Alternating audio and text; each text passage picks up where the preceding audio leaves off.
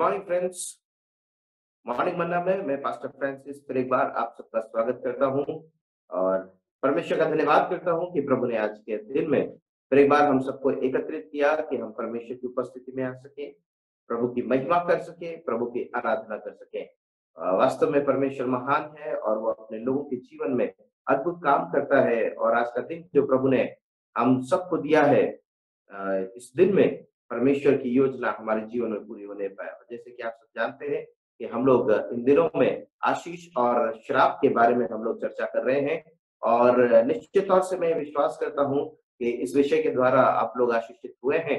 इस विषय के द्वारा परमेश्वर ने आपसे बातचीत किया है, क्योंकि जो आपके कमेंट्स आते हैं उस कमेंट्स के द्वारा हम आशीषित होते हैं, क्योंकि आपके जीवन की गवाहियां कि परमेश्वर आपको सिखा रहा है, प्रभु आपको समझा रहा है।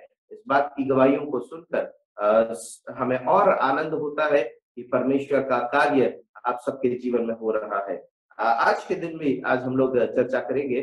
जैसे कि कल हमने देखा था कि आशीष पाने के लिए आज्ञा मानना बहुत जरूरी है।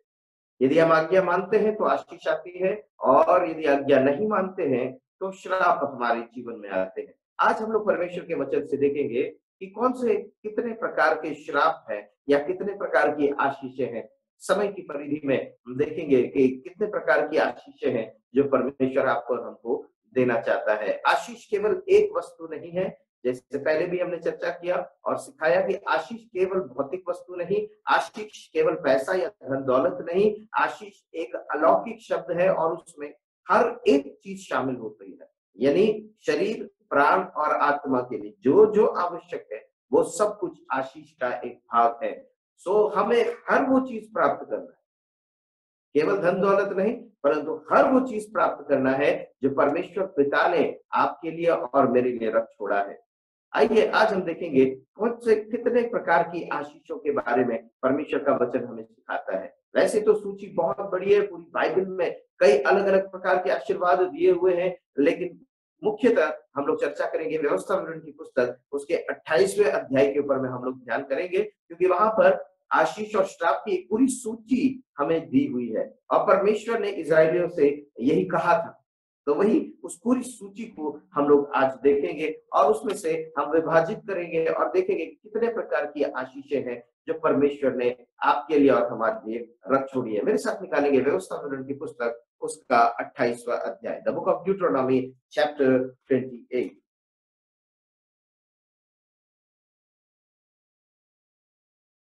व्यवस्था विवरण की पुस्तक उसके 28वें अध्याय को जब हम पढ़ते हैं तो वहां पर जो आशीष ली गई है, सबसे पहली बात उसके पहले पद में लिखा है, यदि तू अपने परमेश्वर यहोवा की सब आज्ञाएं जो मैं आज तुझे सुनाता हूँ चौकसी से पूरी करने को चित्त लगाकर उसकी सुने, तो वह तुझे पृथ्वी की सब जातियों में श्रेष्ठ करेगा।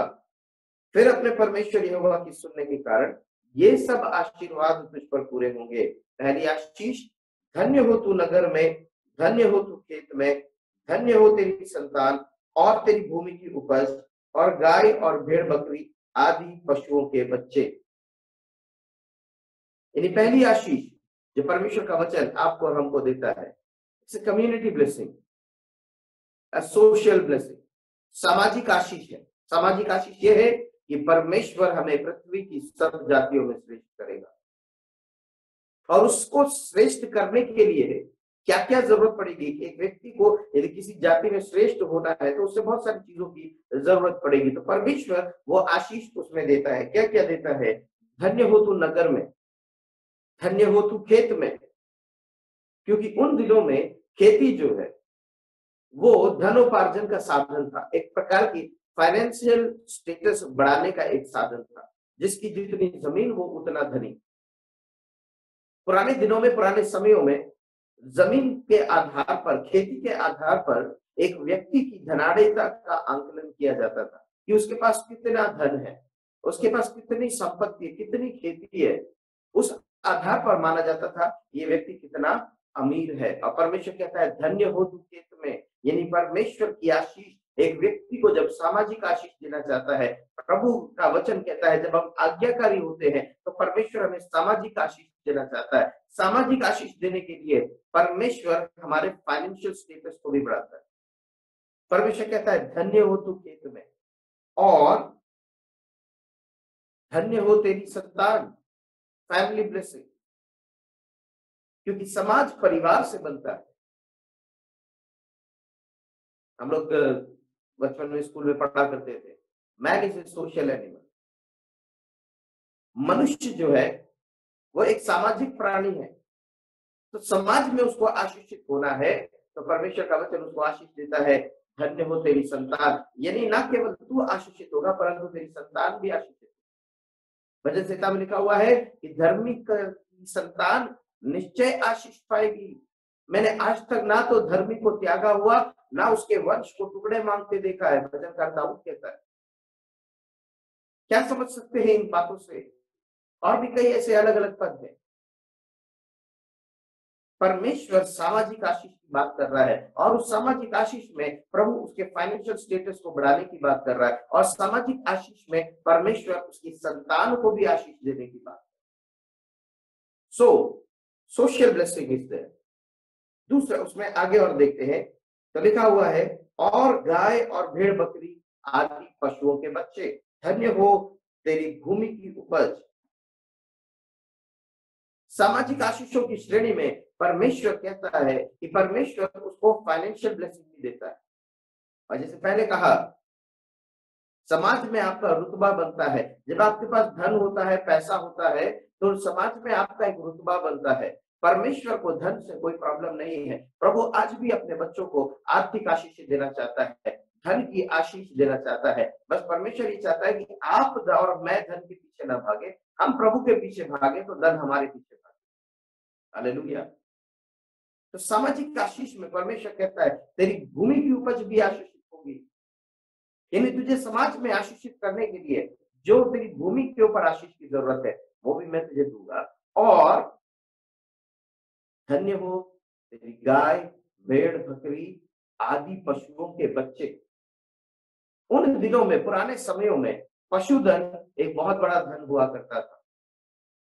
उस वक्त में गाड़ी से या बंगले से नहीं होता था, पर उस वक्त में लोग इससे देखते थे कि इनके पास कितने जानवर हैं, कितने पशु हैं, कितना बड़ा तबेला है इनके पास, कितने कितने घोड़े हैं इनके पास, कितने गाय बैल भेड़ बकरियां हैं उनके पास। उससे उनकी धनाढ़ता का अंदाजा लगाया करता था या आंकलन किया जाता था।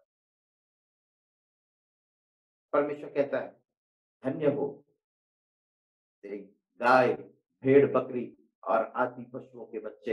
यानी परमेश्वर पशुधन पर भी अपनी आशीष दे रहा। आगे पढ़ेंगे तो और किस प्रकार की आशीष है। उसमें लिखा है धन्य हो तेरी टोकरी और तेरी कठौती, धन्य हो तू भीतर आते समय और धन्य हो तू बाहर जाते समय। यानी प्रभु आशीषित करना चाहता है आपके भोजन वस्तु। परमेश्वर बहुतायत के साथ, समृद्धि के साथ आपको खिलाना चाहता है। यह आशीषों का एक भाग है। आपके घर में, आपकी थाली में यदि भरपूर भोजन है, ये परमेश्वर की आशीषों का एक भाग है। सबोपदेशक की पुस्तक में परमेश्वर का दास सुलेमान कहता है, वो कहता है कि मनुष्य के लिए इससे बढ़कर और क्या आशीष की बात होगी। मनुष्य के लिए आशीष ये है कि वो जो कुछ भी कमाता है उसे वो खाने पाए। ये एक ब्लेसिंग्स है, आपके और मेरे जीवन की आशीष है। मेरे प्रिय भाइयों, मेरे प्रिय बहनों, परमेश्वर आपको आशीष देना चाहता है। भोजन वस्तुओं से भी परमेश्वर आपको संतृप्त करना चाहता है। आपके घर में यदि आपकी थाली पर भरपूर भोजन है तो ये प्रभु की ओर से आशीष है। आप उसके लिए प्रभु को धन्यवाद करिए, क्योंकि आप जो मेहनत कर रहे हैं, मनुष्य अपने पेट के लिए मेहनत करता है। मनुष्य मेहनत करता है अपने पेट भरने के लिए। यदि उसको 2 वक्त की रोटी नसीब हो रही है, लेकिन वो 2 वक्त की रोटी भी भरपूरी के साथ यदि नसीब हो रही है, तो ये प्रभु की आशीष है। और परमेश्वर ऐसी आशीष में बढ़ाना चाहता है। कभी उस आशीष को तिरस्कार मत करिएगा। इसलिए भोजन फेंकिएगा नहीं, भोजन को बर्बाद मत करिए, भोजन को आप तुच्छ मत जानिए। जो आपको प्रभु ने दिया, सब्जी पसंद हो या ना हो, स्टिल डोंट डिस्पाइज इट। फिर भी आप उसको तुच्छ ना जाने। आपको प्रभु ने दिया है, आप खाइए। आप देखिए दुनिया में कितने ऐसे लोग हैं जो एक वक्त की रोटी के लिए भी तड़प रहे हैं, जो खाना झूठा खाने के लिए तड़प रहे हैं, वो झूठा खा रहे हैं। परमेश्वर ने ऐसे समय में आपको और हमको भरपूर भोजन दिया है, हमारी थाली में भरपूर भोजन दिया, दाल चावल ही सही, यदि भरपूर है कोई बात नहीं, आप उसको संतुष्टि के साथ खाइए, उसको प्रभु की आशीष समझकर खाइए। रोटी चटनी ही खा रहे हैं तो भी कोई बात नहीं, उसको प्रभु की आशीष समझकर खाइए। आपको परमेश्वर आपकी टोकरी में और आपकी कटौती में परमेश्वर आशीष देना चाहता है। और क्या आशीष उसमें लिखा हुआ है, आगे पढ़ेंगे उसके 7वें पद में। तो लिखा हुआ, यहोवा ऐसा करेगा कि तेरे शत्रु जो तुझ पर चढ़ाई करेंगे वे तुझसे हार जाएंगे। वे एक मार्ग से तुझ पर चढ़ाई करेंगे परंतु तेरे सामने से 7 मार्ग से होकर भाग जाएंगे। इट्स विक्ट्री, विजय। और जब हम आशीषों के बारे में चर्चा कर रहे थे तो हमने इस बात के बारे में समझा था कि आशीष का मतलब एक स्पेशल फेवर मिलना, परमेश्वर की तरफ से विशेष अनुग्रह मिलना। जब आपको परमेश्वर विजय दे रहा है, आपका शत्रु आप पर प्रबल नहीं हो पाता है। भजनकार दाऊद कहता है, मेरा शत्रु मुझ पर प्रबल नहीं होता, इस बात से मैं जान गया कि प्रभु मुझसे प्रसन्न है। इफ यू आर हैविंग, यदि आपके ऊपर परमेश्वर का विशेष अनुग्रह है तो आप आशीषित हैं। आपके पास परमेश्वर की सामर्थ्य है, आपके पास प्रभु की आशीष है। मेरे प्रिय भाई, मेरे प्रिय बहन, ये आपका शत्रु आपके ऊपर में जयवंत नहीं हो पा रहा है। You are carrying a special favour of God. आपका शत्रु जो एक मार्ग से आएगा वो 7 मार्ग से होकर भाग जाएगा। Why? Because you are carrying a blessing, you are carrying a special favor। आपके ऊपर परमेश्वर का विशेष अनुग्रह है और प्रभु आपके लिए अपने स्वर्गदूतों को तैनात करेगा और परमेश्वर आपको विजय देगा। जब आप अपना मुकदमा परमेश्वर के हाथों में सौंप कर चल रहे हैं, आपकी तरफ से होकर परमेश्वर लड़ेगा। आपको अपने आप से लड़ने की जरूरत नहीं पड़ेगी। स्पेशल फेवर कि शत्रु एक मार्ग से आएगा, 7 मार्ग से भाग जाएगा। प्रभु आपके लिए लोगों को खड़ा कर देगा, प्रभु आपको इतना पावरफुल बना देगा। That is a blessing, that is a part of the blessings of God. परमेश्वर की आशीषों का एक भाग है। लोग आपको देखेंगे और डर जाएंगे, आगे वचन में लिखा हुआ है उसके 10वें पद में, और पृथ्वी के देश देश के सब लोग यह कहकर, यह देखकर कि तू यहोवा का कहलाता है, तुझसे डर जाएंगे। यानी आपके खिलाफ में लोग युद्ध करने से पहले 10 बार सोचेंगे, वो पहले ही डर जाएंगे क्योंकि आप परमेश्वर के कहलाते हैं। वो अनुभव से जान जाएंगे कि इस व्यक्ति को मत छुओ, इस व्यक्ति को कुछ मत बोलो। क्यों? जो भी इसको बोलता है उसके साथ गलत हो जाता है, उसके साथ उल्टा सीधा हो जाता है। परमेश्वर की आज्ञा मानने वालों के लिए प्रभु ऐसा करेगा। इजरायलियों से लोग भय खाने लगे थे, इजराइल से लोग डरने लगे थे। क्यों डरते थे? क्योंकि उन्होंने सुना, अरे इनके साथ परमेश्वर रहकर मिस्र में कितने बड़े बड़े फोड़े उसने डाल दिए। अरे परमेश्वर इनके साथ रहता है, इसलिए इनके लिए लाल समुद्र को परमेश्वर ने दुभाग कर दिया। अरे इनके साथ परमेश्वर रहता है, इसलिए परमेश्वर ने उनके सारे शत्रुओं को उस पानी में, उस लाल समुद्र में डुबा दिया। लोगों के कानों में ये चर्चा पड़ी और लोग डर जाते थे इजरायलियों से। राहाब वेश्या के पास में जब वो भेदिए गए, उसके यहाँ ठहरे तो वो यही बात कहती है, हमने सुना है इस प्रकार से तुम्हारे परमेश्वर ने तुम्हारे साथ भलाई की है। कहने का तात्पर्य, आपके साथ हो रहे भलाई को देखकर लोग डर जाएंगे। प्रभु आपको समाज में एक उन्नति के क्षेत्र में रखना चाहता है। ये ब्लेसिंग है परमेश्वर की ओर से, ये स्पेशल फेवर है परमेश्वर की ओर से। आज की सुबह इस वचन को सुनने वालों, आपको अपने शत्रुओं से डरने की, पराजित होने की जरूरत नहीं है। यदि आप खुदा से डर रहे हैं तो आपको अपने शत्रु से डरने की जरूरत नहीं है। आपका खुदा, आपका परमेश्वर आपके लिए आप ऐसे लोगों को तैनात कर देगा, ऐसे लोगों को खड़ा कर देगा, ऐसे अद्भुत काम करेगा। आपके खिलाफ आने वालों को परमेश्वर ऐसा दहला देगा, ऐसा धमका देगा, वो एक मार्ग से आएंगे तो सही, लेकिन 7 मार्ग से होकर भाग जाएंगे। क्योंकि प्रभु आपके साथ में खड़े रहकर, प्रभु आपके साथ में होकर आपकी भलाई कर रहा है। That is a special favor from God that you will be victorious। आप जयवंत होंगे। और क्या आशीष है जो परमेश्वर आपको देना चाहता है? परमेश्वर कहता है, तेरे खत्तों पर और जितने कामों में तू हाथ लगाएगा उन सबों पर यहोवा आशीष देगा। It's a blessing of fruitfulness, a blessing of success. परमेश्वर सफल होने की आशीष देता है। जब एक व्यक्ति प्रभु की आज्ञा मानने लगता है और जब एक व्यक्ति प्रभु की इच्छा के अनुसार चलने लगता है तो परमेश्वर उसको आशीषित करता है। तो आशीष कैसे दिखती है? जितने कामों में वो हाथ लगाएगा वो काम सफल हो जाएगा। Praise the Lord, hallelujah. कई ऐसे लोग हैं जो इस बात से बड़ा परेशान होते हैं कि उनके हाथ में कोई भी काम दे दो, कैसा भी काम दे दो, वो बिगड़ना ही है। कितना ही अच्छा काम, कितना ही सुधरा हुआ काम दो, उनके हाथों से बिगड़ जाता है।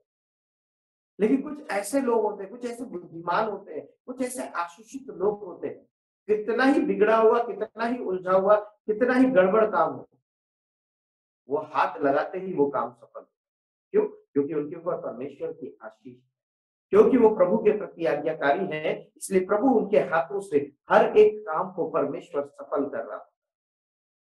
मेरे प्रियो, प्रभु आपको ये ब्लेसिंग्स देना चाहता है। ये गवाही दाऊद की है, ये गवाही यूसुफ की है, ये गवाही दानियेल की है। क्यों? परमेश्वर सफल करता है। आज लोगों के साथ परेशानी ये है कि उनके हाथों से काम सफल नहीं होते हैं और फिर वो दोष यहाँ वहां देने की कोशिश करते हैं। यहाँ वहां दोष मत दीजिए। यदि आपके हाथों से काम सफल नहीं हो रहा है तो ये समय है कि प्रभु के प्रति आपको आज्ञाकारी होना है।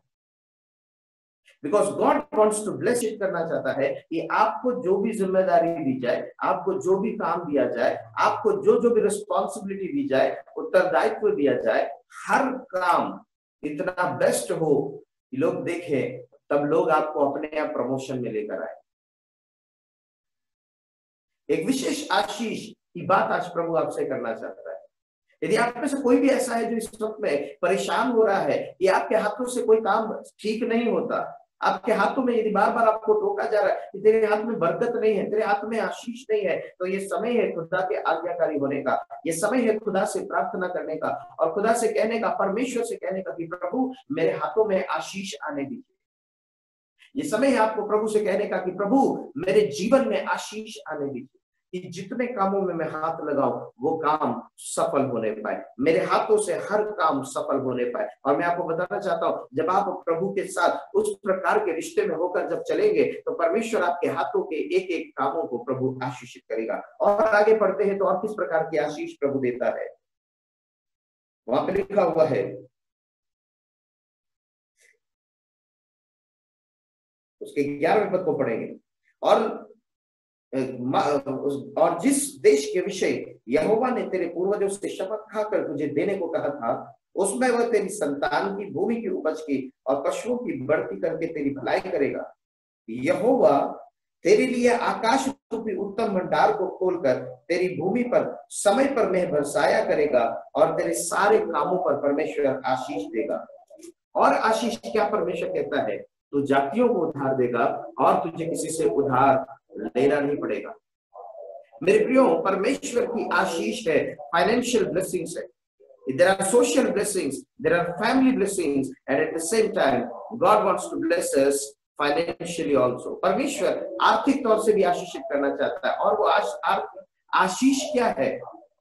वो आर्थिक आशीष ये है कि तू जातियों को उधार देगा और तुझे किसी से उधार लेना नहीं पड़ेगा।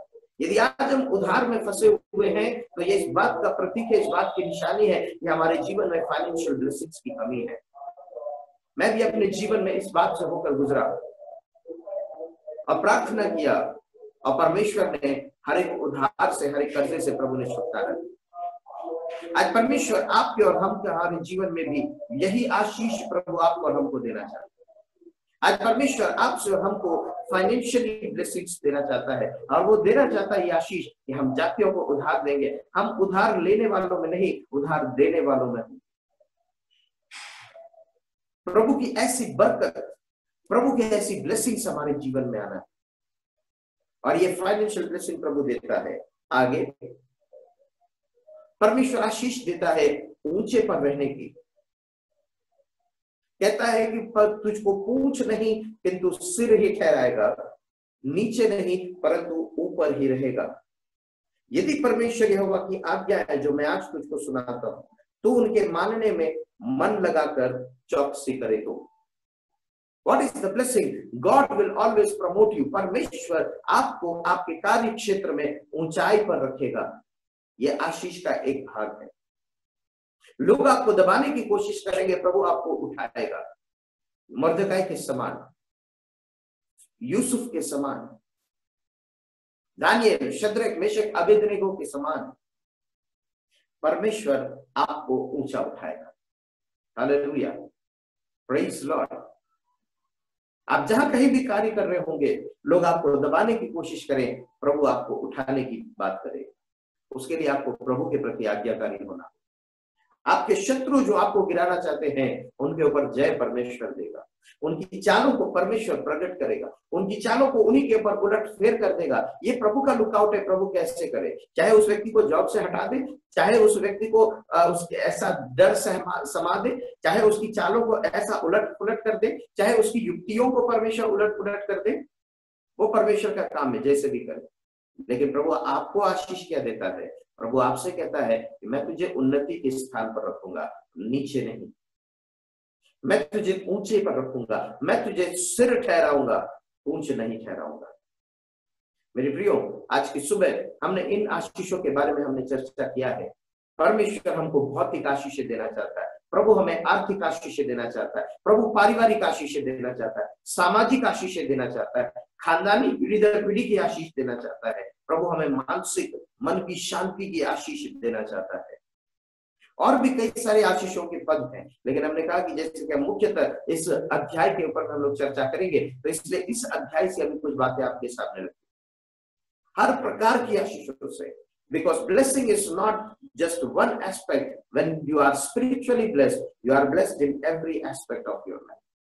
आप जीवन के हर पहलू में आप आशीषित होते हैं, और प्रभु हर पहलू में आपको आशीषित देना चाहता है। प्राण, आत्मा, शरीर में आशीष देना चाहता है। आज परमेश्वर की आशीषों के लिए आप तैयार हो जाएंगे। आइए अपनी आंखों को बंद करेंगे और प्रार्थना करेंगे। हमारे जीवित अनुग्रहकारी शक्तिमान पिता, आज के दिन के लिए प्रभु हम आपको धन्यवाद करते हैं। हम प्रार्थना करते हैं कि प्रभु आपके बच्चों को आशीष की जरूरत है। उनके जीवन में जो काम आज नहीं हो पा रहे हैं, उसके लिए प्रभु ये आपके और आज्ञाकारी होने पाए, और प्रभु आपकी वो आशीषों को प्राप्त करे जो आपके वचन में लिखा हुआ है पिता। और प्रार्थना करते हैं आज्ञा मानने का प्रतिफल, आज्ञा मानने की आशीष वो अपने जीवन में देखने वाले हो सके। प्रभु जी, आपने ऐसा किया है, इसलिए धन्यवाद। हर एक कार्यों में आपने सहायता किया, प्रभु धन्यवाद। सारी बातों में आदर, महिमा, प्रशंसा सब केवल और केवल आपको देते। आने वाले समय में और बड़ी बड़ी गवाहियों को हम सुनने वाले हैं। बिनती प्रभु यीशु मसीह के नाम से मांगते हैं, आमीन, आमीन, आमीन। सबको जय मसीह की। प्रभु आप सबको बहुतायत के साथ आशीषित करे। आने वाले समय में और आपकी आशीषों की गवाहियों के साथ फिर इकट्ठा होंगे। आप हमारे इस चैनल को लाइक करें, शेयर करें, सब्सक्राइब करें, और प्रभु की आशीषों को और गवाहियों को आप हमारे साथ साझा करें कि किस प्रकार से इस वचन के द्वारा प्रभु आपको आशीषित कर रहा है। मॉर्निंग मन्ना के द्वारा आप आशीषित हो रहे हैं। आप अपनी गवाहियां जरूर से हमारे साथ शेयर करें। प्रभु हम सबको बहुतायत की आशीष दे। जय मसीह की। God bless you all.